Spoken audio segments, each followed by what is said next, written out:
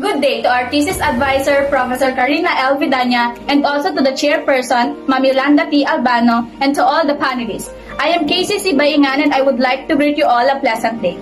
We will be presenting a proposed study entitled Flexible Teaching Learning Modalities Used and Academic Performance of Bachelor of Technology Livelihood and Education, together with my groupmates, Ms. Erica C. Angulwan and Ms. Jonariza G. Pascua. For the introduction of the study, here is Ms. Erica C. Angulwan. Thank you, Ms. Casey Baingan. I am Erica Angulwan for the introduction of the study. Introduction. Kim 2017 stated that we are living in a rapidly changing world where we need critical thinking, communication, collaboration, and creativity to solve problems and live together.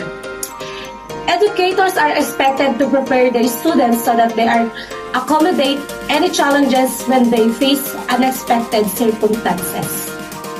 As previously mentioned, it is important for teachers to reach all learners through online class learning. Therefore, the use of online teaching aids facilitates this objective by assisting teachers in differentiating instruction.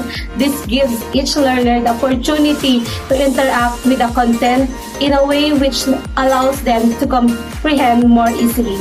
For the statement of the problem, here is Ms. Jonariza Pascua. Thank you, Ms. Angulwan, for presenting the introduction. I am Jonariza G. Pascua, and let's now proceed to the statement of the problem. Valentin 2002 stated to his study that despite the promises and obvious advantages to distance learning, there are problems that need to be resolved. And the problem was stated to have a clear and precise presentation of the issue that needed to be addressed and giving all the statements that are mentioned. The researcher seeks to find answers to the following questions.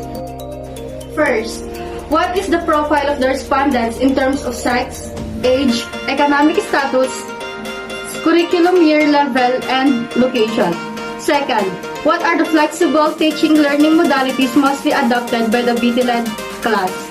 Third, what is the level of difficulty of the respondents in mostly adopted flexible teaching learning modalities? Fourth, what is the level of academic performance of the respondents? Fifth, is there a significant relationship between the level of difficulty of the respondents on the adopted flexible teaching learning modalities and their level of academic performance when grouped by profile? Sixth, what are the problems encountered by the respondents on the conducted of flexible teaching learning modalities in the BT-led program? This study will find out the best solution to every problem that encountered during online teaching modalities. And now, here is Ms. Casey Baingan to present the Conceptual Framework.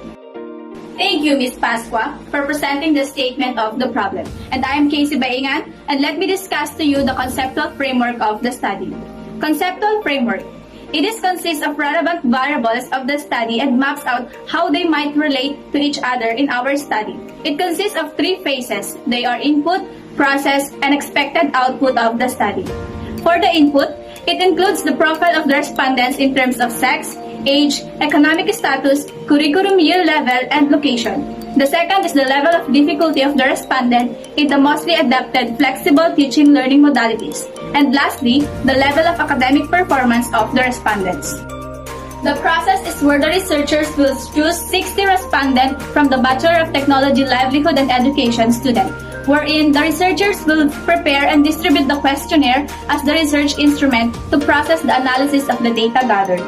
The output is where the recommendations to provide students' ability to overcome difficulty in line with their academic performance by adopting flexible teaching learning modalities.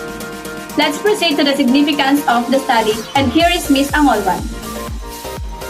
Thank you, Ms. Casey Baingan, for presenting the conceptual framework. Let's proceed to the significance of this study. The result could be used to determine the respondents' level of difficulty in using the most widely used flexible teaching learning modalities, which will provide benefits to teaching strategies and management, such as assisting students in improving their academic performance, illustrating or reinforcing a skill or concept, and differentiating instruction. The responses will serve as guidelines for all teachers in integrating flexible teaching and learning process into modalities. Now, Here is Ms. Pascua for the scope and limitation. Thank you, Ms. Angalwan. And now, let's proceed to the scope and limitations. This study shall be limited to the specific of the statement of the problem. The respondents shall be 60 students that systematically selected coming from 20 students of first year, 20 students in second year, and 20 students from third year level who are officially enrolled as Bachelor of Technology, Livelihood, and Education at Isabela State University of Ilagan, school year 2021-2022. And now, here is Ms. Baingan for the data gathering procedure and research instrument. Here is our references. Thank you, Ms. Pascua. The research method. The researcher will use descriptive survey method to determine the flexible learning modalities used and the level of academic performance of Bachelor of Technology, Livelihood, and Education. Descriptive methods aim to describe a population, situation, or a phenomena accurately and systematically. This method can use a wide variety of research methods to investigate one or more variables. It can answer what, where, when, and how questions, but not why questions. Shona Makambes 2020. This research will fulfill by the use of questionnaire. For the data gathering procedure, the researcher shall seek first a permission from the school to conduct the study.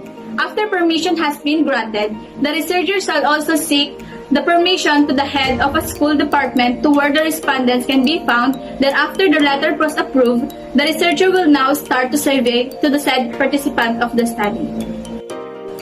For the research instrument, a survey questionnaire is being used in the study as main tool for this study.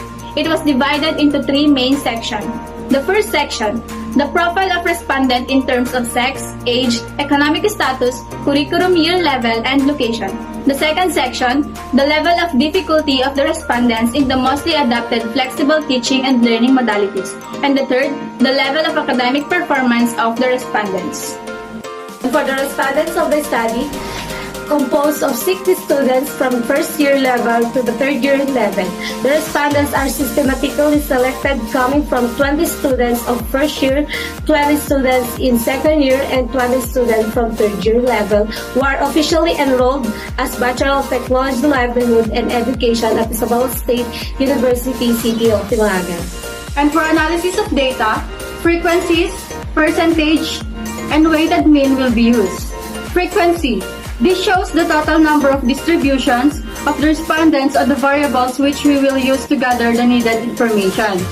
Percentage. This will be used to gather information on the variables that the researchers use for the respondents.